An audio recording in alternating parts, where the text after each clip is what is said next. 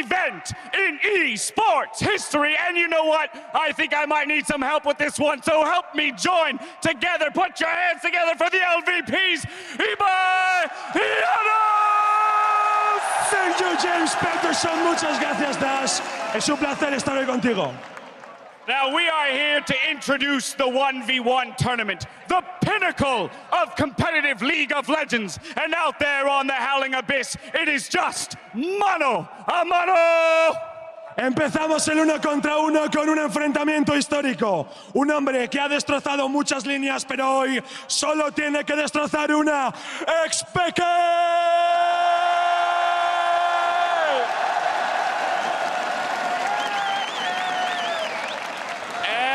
His opponent, playing for Team Fire, North America's Dam Master General and CLG's man with a plan. Put your hands together for APHROMOO!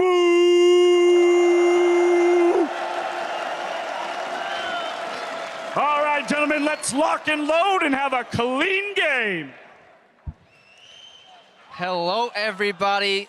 Crepo's still here, but I'm now joined by Deficio, a 1v1 expert. I'm Quite told. a downgrade. Definitely not a 1v1 expert just yet, but after we watched a few games, maybe we both will be, because this is kind of the thing as a caster. When you look at the all-star schedule, you really want to cast, and the players, they really want to win the 1v1 tournament. Players progressively, as year and year goes by, get more serious about these 1v1s. The first time is like, you know, little cheese here and there, but these guys actually have been practicing to varying degrees of success. But they're definitely all talking about it. Yeah, and I walked by like all the player rooms, just kind of peeking in, seeing, you know, what are they practicing? What mode is it? It was 1v1 for like every single team. So we're gonna have like this very interesting meta in the 1v1 alone that might change a little bit during the games. Last year, obviously it started with some Lucian. He became like the best pick overall. Kennen was playing a lot, Caitlyn as well. Some of the picks we will see here again. Yeah, and that's when we also saw teams kind of foregoing the 1v1 potential, shifting more to like, let's lace to 100 CS in the most uncreative way possible. And Nasa's AP was born, or Nasa's tank router with Emax.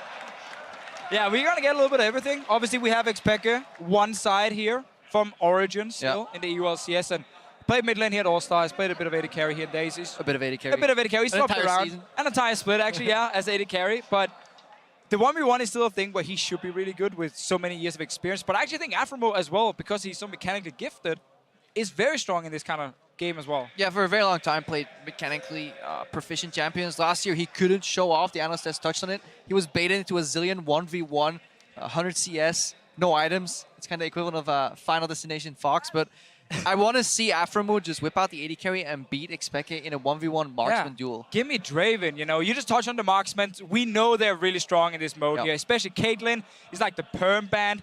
Kennen as well being played as an AD carry, super, super strong. Ezreal being used quite a bit. Kalista was used in the wildcard tournament as well. So a lot of these AD carries are like some of the very strong picks. And look at that little setup. Yeah, we decided to tune our champions to like just a little bit here.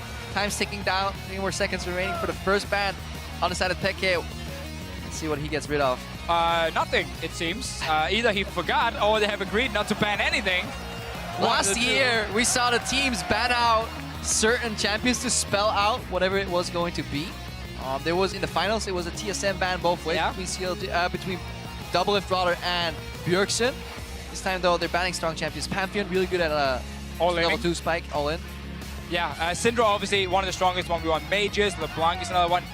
Aurelion Sol in a one-lane map really does not make a whole lot of sense. You can't really roam anywhere. Yeah, push and roam. Yeah, where are you going? Where would you go? So that's a special one from APHROMOO. Maybe he's been scouting Peke's match history, because these players, as we said before, they've just been sitting and spamming 1v1s against each other. Has to be poor if you actually let the game end, though. I guess, yeah, the 1v1s tend to actually finish because you can't pause out of them, so you can actually scout on the match history what they have been playing. Yeah, exactly. Price coming in. LeBlanc is open for Peke. Peke he's obviously used quite a lot throughout his career, even though it is a bit changed right now. But come on, it's 80 carries we're mainly looking at. And that one counts as an 80 carry right now. And the players can't see the screen, by the way. They can watch up because we decided to be a little bit more lenient with competitive integrity here. The players are sitting in front of the screen. Oh! Is that a peek? He's looking at XPEKE. He's like, okay, can we see the team on both sides? It's the rematch from the marksman mode we just had. But the ultimate mind games, because now both players can look up at the giant monitor that's in-house and see Teemo versus Teemo. And remember, they can also talk to each other. But they can right also now. change at the last second and then look up at your opponent, stare him in the eyes and say, I'm here to 7, win. 6, 5, it's going down. I mean, they might just do this, the rematch from that marksman mode. Where PEKE went, no! Change it! this is There's the Draven! We got the Draven from APHROMOO. An old special from him for sure. Back when he used to be an AD carry. Used to be a streamer initially, AD carry focused.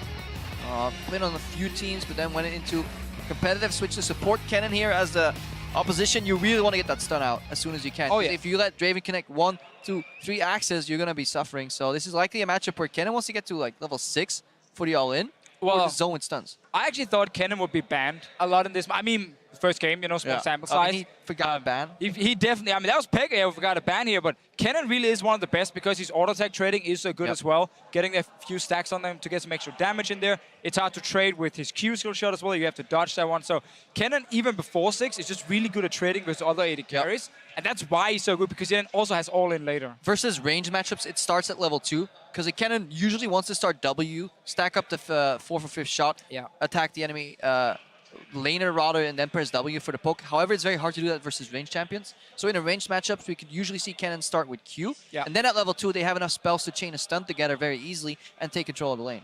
And that's really one of the important things here for APHROMOO to kind of play around, because he can see the stacks at all times. He knows don't take a trade if you're about to get stunned by a stack.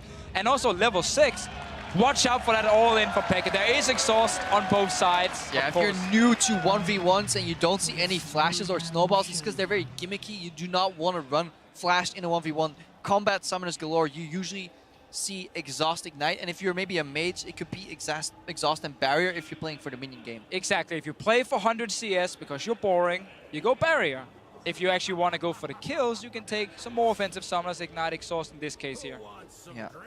The race for level 2 is important, just like in bot lane. It's the 7 creep here. You can compare it to like a mid lane matchup. First wave drops, and then the first creep of the second wave is where you can level up, and then obviously go in for a good trade while you have an extra spell up versus your opponent. And what we see right here on your screen, guys, this is where Europe is the experts, because they have been practicing these like bush things, and then you face check and you see who wins out. PEKE might just see if he can get a little bit of damage. Oh, spots him with the sweeper. And the push starts. Draven can actually push pretty hard level 1 with the axe spam. PEKE trying to catch up. As long as you're like keeping up, you should be able to get level 2 as well by the time he stepped forward to kind of give you a hit. But yeah, Dravens love to get that level 2, speed themselves up, get a few extra auto attacks in. Yeah, good trade both sides. 1 axe versus 1 W proc. There's a CS behind, but honestly, I don't think this match will get to CS max here. So there's poke from XPEKE, but APHROMOO is poised. 1 more axe to that creep, and then the next melee creep that dies will make it so that APHROMOO is level 2. PEKE can take down the last caster minion next to that melee and just even it out. So both gonna get 2. Yeah. No one gets any crazy all-ins just yet. APHROMOO might want to get all 3 spells first. But again, definitely want the speed boost to follow up after you throw that E out. And that was actually not the best trade, because you already had a stack on him. Stepping in and start trading and getting stunned by PEKE, and it's super, super even so far. But I think APHROMOO kind of knows, like level 6 for him, using his ulti effectively in a big one-on-one is very difficult. You only get half of the damage by the time it returns. Sidestep, APHROMOO going all in. Exhaust. See, trading back and forth. APHROMOO's going down. He's down. APHROMOO disrespecting the stun 2 times in a row. KO! He falls down. PEKE, that's the Kennen's dream. A few minions helping you on the side. Axes coming very linear. You know where Draven's going. You do, and I mean, again, let's see the crowd. Triple. I'm pretty sure it's... Nah, you can't really say my name either here. It's a bad name I picked. Yep. Luckily not worse than Sifa, so... Yeah, we gotta get rid of that one. PEKE, fan favorite, takes it home. Blows a kiss to the fans. Of course. Or to the casters. Casters. We are right in front of him, after all. Let's see it all in one more time. So APHROMOO has minions on him. He's gonna get exhausted. He gets stunned at the same time. He knows it's due. That's a trade you will never win, because you can exhaust champion damage, but minion damage will be consistent. So 3 range creeps, a cannon, and a melee creep on you. That is the equivalent of just a champion fighting back. I think APHROMOO kind of knew. He knew. Okay, I need to try something very early on. Getting to level 6 is super risky against the cannon. Yeah. And I think, I mean, We had the back timing. He did, true, very true. I mean, maybe he was trying to contest the relic as well that was just spawning right in front of them, but super risky all in for him, obviously backfired. Draven, though, against Kennen, I think it's a little bit of a mismatch. I think Kennen really is one of the absolute S-tier picks in this game mode here. Ideally, you need to find a way to weave your axes in the minion wave so you can step out of Kennen's Q-poke at least, hit him in the face with some axes. The push is what generates you an advantage, pushing into the tower so the CS drops, get an ideal back with a maybe 10 creeps advantage, get an extra item, and then look for a good play. I think APHROMOO was a little overeager here. XPEKE did well by this time, waited for minion assistance. I felt like XPEKE is kind of set back and he's just kind of waiting like, oh, you're going all in, fair enough. I'm going to take that trade, I'm going to stun you, I'm going to have the minions, and then just pick up a very, very easy kill. And still, what we always see in these 1v1s, you know, we look at last year, we look at the 1v1s in the past, the meta develops a little bit over time because now they're sitting a lot of players backstage. They're all watching this. They're all watching, they're all cheering, and they're all talking about, oh, that Kennen there, that looks pretty strong. Oh, Draven, didn't really work too well. I think they knew Kennen was pretty strong. Apparently, APHROMOO didn't. Or he got tricked by the Teemo. Yeah, all the focus was on the Teemo. It was honestly just a bait, an elaborate ruse sprung up by XPEKE. He took it home in the end. Good, because we need the points on Team Ice. Actually, Team Ice is ahead right now. Yeah, but I guess they need more points. Market projections indicate that Team Ice may lose a couple of 5v5 games if they play such a European team like they did this morning. Now, the next one, Crepo, is also going to be very, very exciting, where we have some top laners going against each other. This one was like a mid laner / AD carry.